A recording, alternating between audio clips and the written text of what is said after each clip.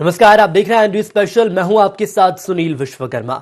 मध्य प्रदेश उपचुनाव को लेकर कांग्रेस और भाजपा मैदानी मोर्चे पर तो भिड़ ही रही है। इसके मुकाबले शिकायतों का दौर भी जारी है और इस मामले में कांग्रेस ने भाजपा को पीछे छोड़ दिया है। अब तक 200 से ज्यादा शिकायतें कांग्रेस चुनाव आयोग और मुख्य निर्वाचन पदाधिकारी को कर चुकी है। भाजपा की ओर से 140 शिकायतें की गई हैं। शिकायतों का आंकड़ा प्रतिदिन बढ़ता जा रहा है। कांग्रेस की ओर से निर्वाचन आयोग में लगातार की जा रही शिकायतों पर मंत्री मोहन यादव ने कहा कि कांग्रेस के पास वकीलों की फौज है। वो इन सभी चीजों में अभ्यस्त हैं कि चुनाव में किस तरह से दबाव बनाना है और कांग्रेस के नेता इस समय वही करते नजर आ रहे हैं।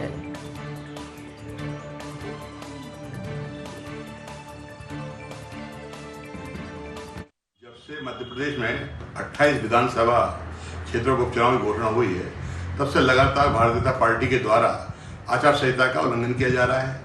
चुनाव की व्यवस्था में प्रशासनिक अधिकारियों द्वारा, पुलिस अधिकारियों द्वारा कई प्रकार की अनियमितताएं की गई हैं। इसको लेकर कांग्रेस कमेटी की ओर से शिकायतें कर दी गई होंगी, जिसमें पोस्टल बैलेट्स की शिकायत है, जिसमें मतदाता सूचियों की शिकायत है, जिसमें एसपीओ कलेक्टर की शिकायत है, जिसमें थानेदार की शिकायत है, जिसमें निर्वाचन अधिकारियों की शिकायत है। इस तरह की कई बातें हैं जो साफ तौर पर दिखता है जो गैर विधायक मंत्री हैं उनके द्वारा अपने विभाग के लोगों का उपयोग किया जा रहा है, चुनाव प्रचार में लगाया जा रहा है। कांग्रेस कार्यकर्ताओं, गुंडों, बदमाशों को डराया जा रहा है, उनके साथ मारपीट की जा रही है। भाजपा प्रत्याशी के द्वारा कांग्रेस प्रत्याशी के छोटे भाई के साथ पुलिस इंस्पेक्टर से मारपीट कराई गई है, सर फोड़ दिया गया है। ऐसी कई सैकड़ों घटनाएं हुई जिनकी शिकायत की है। हमें खुशी है कि चुनाव आयोग ने कुछ पर तो निर्णय लिए हैं, लेकिन अभी भी कुछ शिकायतें विचाराधीन है और उम्मीद है कि आगे उन पर भी भविष्य में शायद जल्दी निर्णय लिया जाएगा। वो कांग्रेस बहुत चालाक है। कांग्रेस शुरू से इस प्रकार के घटनाक्रम में माहिर है। वो सब प्रकार की व्यवस्थाओं के माध्यम से अपनी षड्यंत्रों का एक सूत्र लेके चलती है। कांग्रेस आप देखिए, दिल्ली में भी उनके पास वकीलों की एक फौज है। तो कांग्रेस ने अपना एक स्टाइल लिया हुआ है और कांग्रेस की स्टाइल को कर्मचारी भी समझ गए, चुनाव आयोग भी समझ गए, अधिकारी भी समझ गए।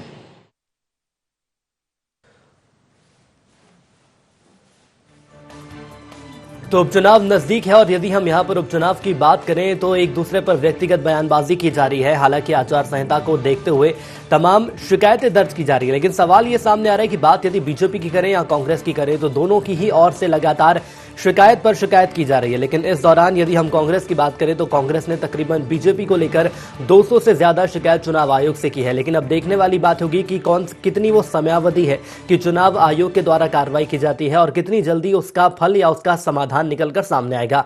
आकाश हमारे साथ लाइव जुड़ रहे हैं। आकाश, मैं आपसे समझना चाहूंगा, यदि हम बात करें यहां चुनाव आयोग की, तो चुनाव आयोग से शिकायत लगातार की जा रही है। बात यहां कांग्रेस और बीजेपी दोनों की जा रही है, क्योंकि एक दूसरे से पीछे कोई भी नहीं है। लेकिन हाँ, ये जरूर है कि कांग्रेस ने तकरीबन 200 से ज्यादा शिकायत दर्ज करा दी है। मैं समझना चाहूंगा इसके मायने आखिर क्या निकाले जाएं? क्या सिर्फ एक दूसरे के पक्ष में माहौल बनाने की यहां कोशिश की जा रही है या फिर शिकायतों की एक कवायद है कि दबाव बनाया जा सके दूसरी पार्टी पर? जी बिल्कुल, दोनों ही बात सुनील इसमें नजर आती है, क्योंकि बाई इलेक्शन जो है ये तय करेगा कि आने वाले समय में मध्य प्रदेश की सियासत पर और कुर्सी पर कौन बैठने वाला है, कौन हावी रहने वाला है। और यही कारण है कि इसको लेकर दोनों ही राजनीतिक दल, चाहे हम कांग्रेस या बीजेपी दोनों की बात करें, दोनों ही प्रमुख सियासी दल जो है पूरी ताकत के साथ चुनावी मैदान में है। और यही कारण है कि सत्ता में क्योंकि अभी जो है बीजेपी है और ऐसे में कांग्रेस को लगता है कि शिकायतें करने से कहीं ना कहीं एक जो है पॉलिटिकल प्रेशर भी जो है बीजेपी पे बनाया जा सकता है। तो वहीं पर जहां बाई इलेक्शन होना है जिन सीटों पर, वहां पर जब शिकायतें सामने आती है तो वहां पर लोकल स्तर पर जो है कार्यकर्ता भी जो है बूस्टअप होता है और जब कार्रवाई होती है तो निश्चित रूप से उसका जो फायदा है कांग्रेस को मिल सकता है। और यही कारण है कि कांग्रेस लगातार आचार संहिता के उल्लंघन की ऐसी तमाम शिकायतें, जहां पर अधिकारी जो है निष्पक्ष रूप से काम नहीं कर रहे हैं, ऐसी शिकायतें निर्वाचन आयोग से कर रहा है। तकरीबन अगर हम बात करें तो अभी तक जो है जिला निर्वाचन कार्यालयों में और मुख्य निर्वाचन कार्यालय जो मध्य प्रदेश का भोपाल में स्थित है, यहां पर तकरीबन 800 शिकायतें जो है दोनों राजनीतिक पार्टियों ने कुल मिलाकर की हैं, जिसमें आदर्श आचार संहिता के उल्लंघन की शिकायतें प्रत्याशियों द्वारा भी की गई हैं, कांग्रेस और बीजेपी द्वारा भी की गई हैं। वहीं अधिकारियों को लेकर भी जो है दोनों ही दलों द्वारा शिकायतें की गई हैं। वहीं विवादित बयानों की शिकायतें भी इसमें शामिल हैं। अगर हम अकेले कांग्रेस की अगर बात करें तो कांग्रेस ने जो है 200 से ज्यादा शिकायतें जो है अभी तक मुख्य निर्वाचन पदाधिकारी कार्यालय में की हैं। इसके अलावा भारत निर्वाचन आयोग भी सीधे तौर पर राजनीतिक पार्टियों द्वारा शिकायतें की गई हैं। और कुल मिलाकर हम देखें तो बाई इलेक्शन में शिकायतों का और शिकवों का दौर इसलिए भी देखा जा रहा है क्योंकि जिस तरीके से हमने देखा है कि बाई इलेक्शन के रण में जो है जो विवादित बयान पॉलिटिकल लीडर्स के निकलकर सामने आए हैं दोनों ही पार्टियों के, उसके बाद जो है सियासत इसको लेकर जमकर देखी गई थी और इसके बाद दोनों ही राजनीतिक दलों ने एक दूसरे की शिकायत निर्वाचन आयोग से की है। बिल्कुल, लेकिन आकाश मैं आपसे यहाँ ये समझना चाहूंगा, शिकायतों के असर की बात पर ही मैं आना चाह रहा था। मेरा अगला सवाल वही था कि आखिर वो कितनी समयावधि होती है जब चुनाव आयोग के द्वारा कार्रवाई की जाती है, और यदि कार्रवाई होती है तो क्या ये कहा जा सकता है जनता के बीच एक छवि भी जाती है? क्योंकि जिस उल्लंघन आपने किया है जिस नियम का, उसके बाद कार्रवाई की जाएगी तो निश्चित तौर पर खामियाजा तो उसका भुगतना ही होगा। बिल्कुल, हमने देखा है कि जिस तरीके से बयानों को लेकर जब शिकायतें की गई तो उसके बाद सीधे तौर पर जो निर्वाचन आयोग के रूल हैं, कोड ऑफ कंडक्ट हैं, उनके अंतर्गत निर्वाचन आयोग ने न सिर्फ 24 घंटे के अंदर कार्रवाई की बल्कि कार्रवाई करने के साथ साथ नोटिस जारी कर उक्त व्यक्ति से जो है जवाब भी तलब किया और उल्लंघन करने पर न सिर्फ उनको जो है नसीहत दी है बल्कि आगामी समय में अगर वो ऐसी गलती करते हैं तो उन पर सख्त कार्रवाई। चलिए बिल्कुल आकाश, जान लेंगे आखिर बीजेपी प्रवक्ता से कि आखिर क्यों इतनी शिकायत कांग्रेस के द्वारा बीजेपी की जा रही है। मैं आपको रोकना चाहूंगा, हमारे साथ बीजेपी से प्रवक्ता राजपाल सिंह सिसोदिया साहब जुड़ चुके हैं। राजपाल जी, बहुत स्वागत आपका इंडिया 24 में। जी नमस्कार। राजपाल जी, क्या ये कहा जा सकता है आचार संहिता का इतना उल्लंघन किया गया है? क्या नियम और कानूनों को बीजेपी ने नहीं माना है, जिसका परिणाम ये सामने आ रहा है कि कांग्रेस ने तकरीबन 200 से ज्यादा शिकायत चुनाव आयोग में की है? संभावित हार की बौखलाहट में कांग्रेस आगामी जब चुनाव हारने के बाद में चुनाव याचिका के माध्यम से कोर्ट में जाएंगे तो उसके ग्राउंड्स तैयार करने के काम ये लोग कर रहे हैं। ये पिटीशन के माध्यम से, इस प्रकार की शिकायतों के माध्यम से पिटीशन के ग्राउंड्स बनाने का काम कर रहे हैं। असत्य आधारों पर मनगढ़ंत कहानियां बनाकर जिस प्रकार से शिकायत हो रही है, ये शिकायत बड़ी चिंताजनक है। कहीं ना कहीं चुनाव में मिसकंडक्ट का जो है पूरा इस प्रकार का जिस प्रकार का बिहेव कर रहे हैं कांग्रेस, क्योंकि एक सेल बना दिया है। अब वो सेल बना दिया तो सेल फुर्सत में क्या करे, तो सेल को टारगेट मिलता है नेतृत्व का। चलिए, लेकिन मैं आपसे ये भी समझना चाहूंगा, बात यदि हम बीजेपी की करें तो बीजेपी ज्यादा पीछे नहीं है। तकरीबन 140 शिकायतें बीजेपी के द्वारा भी की गई हैं।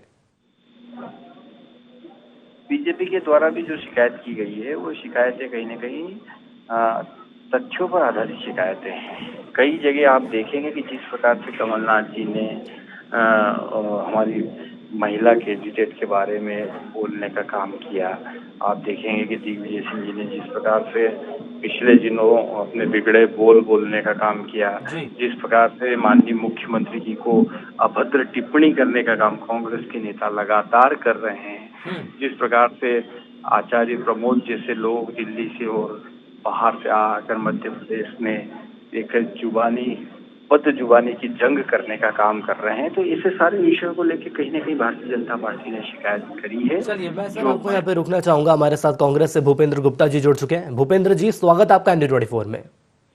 जी बताइए। भूपेंद्र जी, कहा यह जा रहा है भाजपा के द्वारा कि जो शिकायतें कांग्रेस ने की हैं 200 से ज्यादा शिकायतें हैं और इनकी कोई मायने नहीं है। कहा यह जा रहा है कि एक सेल बना दी गई कांग्रेस के द्वारा और कोई काम नहीं है जिसके चलते शिकायत की जा रही है। इतना बड़ा आरोप?